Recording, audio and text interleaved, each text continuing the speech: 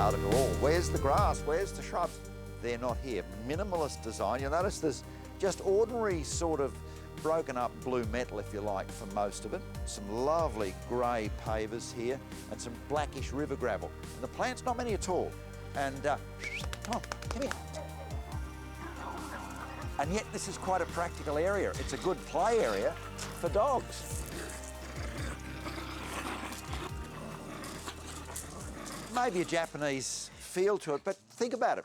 Maybe your front yard is a bit of a waste of space. Maybe the grass doesn't grow too well. Maybe you've got a splonge of shrubs that doesn't look too good.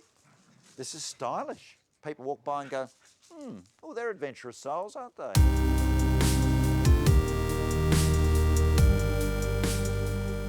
What do you think of this tiny backyard? It could have been like so many tiny backyards, some ratty grass, pokey and useless, and a few ugly shrubs. But in fact, you've got a lovely, big, generous deck now, which is fantastic for entertaining, which is just for the kids to play on. Some lovely yucca elephant teepees here, a bit of gravel, some stones, blue stone at the front, scleranthus there. A lovely water feature, and by the way, if you had little kids, they can't drown in that. And the section down the side here with the chimenea, another one of those glorious yuccas, but it's very simple, but lovely colours. Notice the zincaloon, the corrugated zincaloon, some of that sort of semi-tribal art.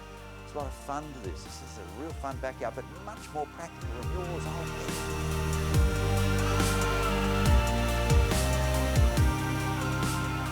This is a very interesting front yard. The thing that most impresses me in front of this sort of Californian bungalow look, a more modern house, is that the driveway and the path to the front door are in one, which actually works very, very nicely.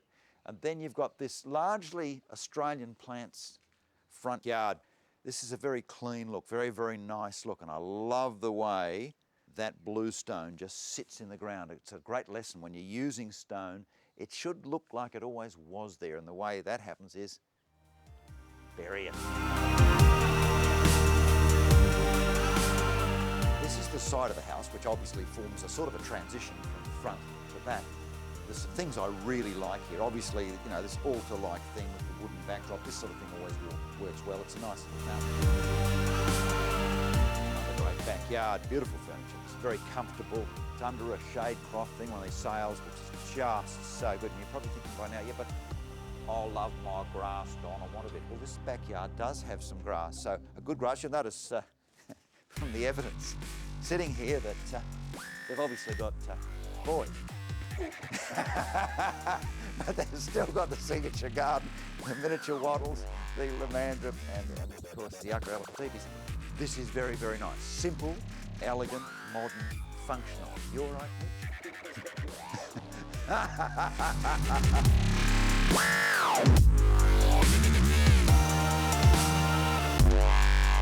This one is more than a little bit different. Sort of African totemic feel. Have a look at this. Now, this is largely, it's just an ugly garage wall from next door, and there's actually been bits of blue board, in other words, sort of like fibro put onto it, cement rendered with that wonderful colour in the render, that orangey sort of earthy colour, and then painted. Water feature here. Similar plants to before, little dianella, dwarf wattle, yucca. Sitting here, having a nice lunch or dinner through most of the year would be very, very nice. Notice there's a bit of a heat trap too. You'd get heat coming off this through winter and so on. This is my idea of good living in the backyard. This one's a really interesting block. It's sort of a corner block with no backyard at all, just sort of two front yards if you like. And this is one of them.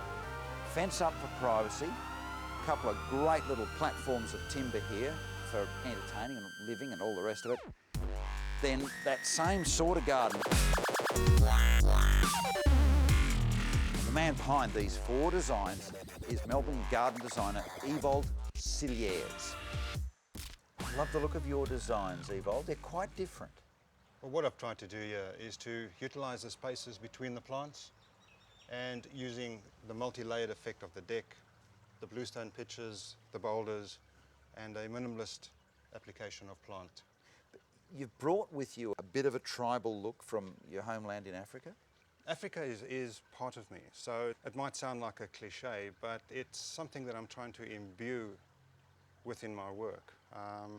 And I think it comes out in terms of the mediums that I use. Nice attention to detail, lovely work.